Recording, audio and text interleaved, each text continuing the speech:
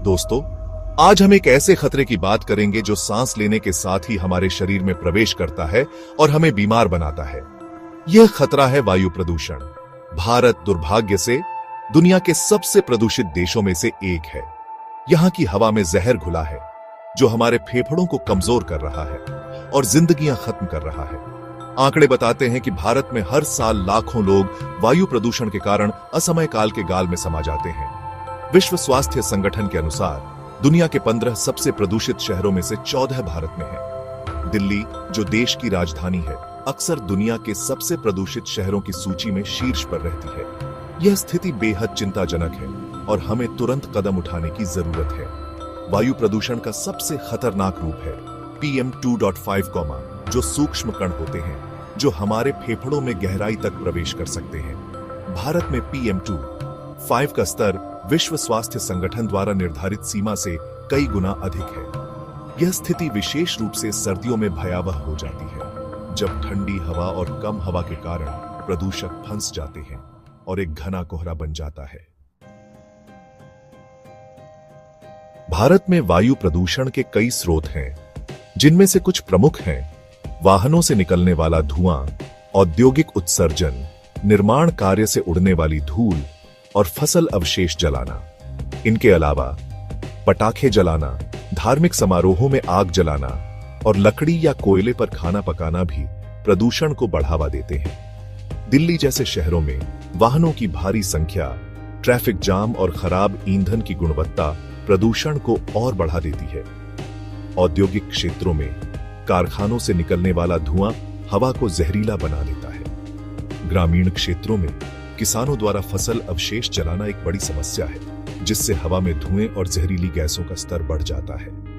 भारत की बढ़ती जनसंख्या और तीव्र शहरीकरण ने भी प्रदूषण की समस्या को जटिल बना दिया है। जैसे जैसे शहरों का विस्तार होता है, वैसे वैसे वाहनों की संख्या, निर्माण कार्य और ऊर्जा की मांग बढ़ती जाती है, जिससे प्रदूषण का स्तर और बढ़ जाता है। वायु प्रदूषण का हमारे स्वास्थ्य पर विनाशकारी प्रभाव पड़ता है। यह सांस लेने में तकलीफ, अस्थमा, फेफड़ों का कैंसर, हृदय रोग, स्ट्रोक और समय से पहले मौत का कारण बन सकता है। बच्चे, बुजुर्ग और पहले से ही सांस या हृदय रोग से पीड़ित लोग प्रदूषण के हानिकारक प्रभावों के प्रति अधिक संवेदनशील होते हैं। प्रदूषण के कारण बच्चों में फेफड़ों का विकास बाधित हो सकता है, जिससे उन्हें जीवन भर सांस की समस्या हो सकती है। गर्भवती महिलाओं में प्रदूषण समय से पहले जन्म के समय कम वजन और जन्म दोषों से जुड़ा हुआ है। प्रदूषण न केवल हमारे शारीरिक स्वास्थ्य को प्रभावित करता है, बल्कि यह हमारे मानसिक स्वास्थ्य को भी प्रभावित कर सकता है, जिससे चिंता, अवसाद और संज्ञानात्मक समस्याएं हो सकती हैं। हालांकि भारत में वायु प्रदूषण एक गंभीर समस्या है, लेकिन यह अजेय नहीं है। इस समस्या से निपटने के लिए सरकार और नागरिकों दोनों को मिलकर काम करने की आवश्यकता है।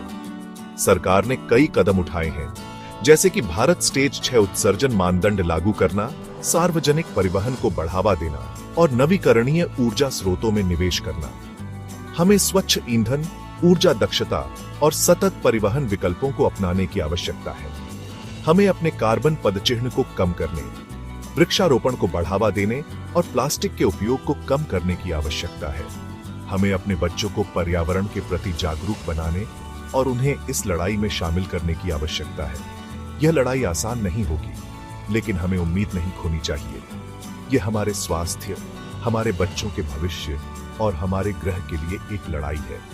हमें एक साथ आना होगा, जिम्मेदारी लेनी होगी और एक स्वच्छ, स्वस्थ और अधिक टिकाऊ भविष्य के लिए मिलकर काम करना होगा। याद रखें, स्वच्छ हवा हमारा जन्मसिद्ध अधिकार है और हमें इसे हासिल करने के लिए लड़ना होगा।